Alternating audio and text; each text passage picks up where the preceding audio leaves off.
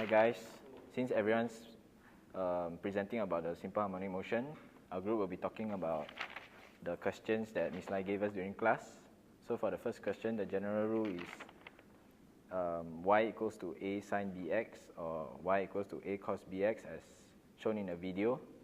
The amplitude can be found by modulusing the a, while the period can be found by dividing 2 pi over the modulus of b.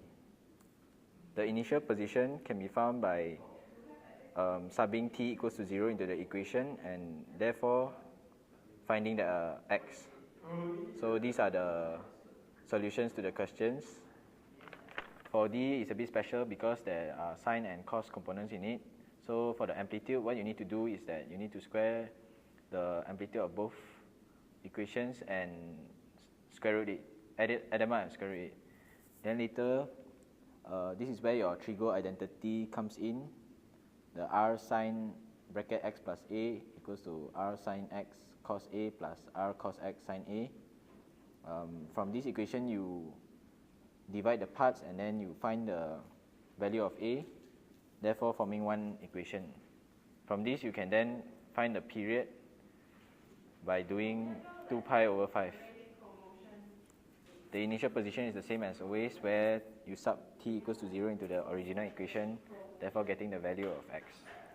For the second question, all you need to do is you need to differentiate the equation twice and then getting the x acceleration equation, and after that you sub in the x inside the a sine kt plus c, therefore proving the equation.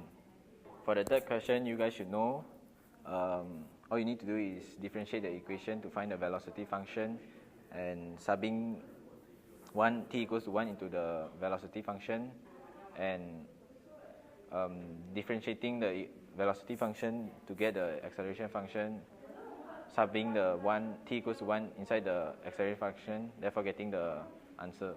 In the fourth question, we know that the initial displacement is 3 meters, therefore when t equals to 0, x equals to 3. This shows that this is a cosine function because it starts from above and not from the origin. It also has an amplitude of 3, therefore the equation is x equals to 3 cos mt. M is a constant. Now we need to find this constant by using the equation in our manual, page 114, t equals to 2 pi over k. So the t here is 4 seconds. So after doing cross multiplication, we find that k equals to pi over 2, so we put it back into the equation. After this, we differentiate the equation to get the velocity function, and by doing so, we then integrate the velocity function from 0 to 6 with the modulus of the function inside, remember the modulus, to get the distance of the function. So hi guys, I'm going to talk about question 5. Okay, so the question says that it is known that v equals to dx over dt and a equals to dv over dt, where v is the velocity. So A, show that a equals to v times dv over dx. So based on the given a equals to dv over dt, we will have to separate the dv over dt by, so you can separate it as a chain rule. A equals to dv over dt will simply become dv over dx times dx over dt.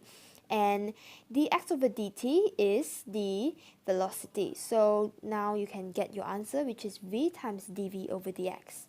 And for B, the question is, solve the differential equation v times dv over dx equals to negative w square x, and leave your answer as general solution.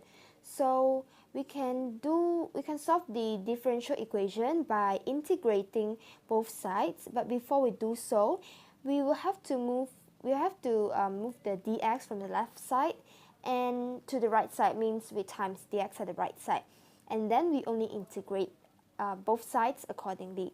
After integration, we will find our solution, which is v squared equals to negative w squared x squared plus c. And to solve the c, we know that when v equals to 0, x is equals to a. This is because when v equals 0 means that we can imagine the diagram of the pendulum.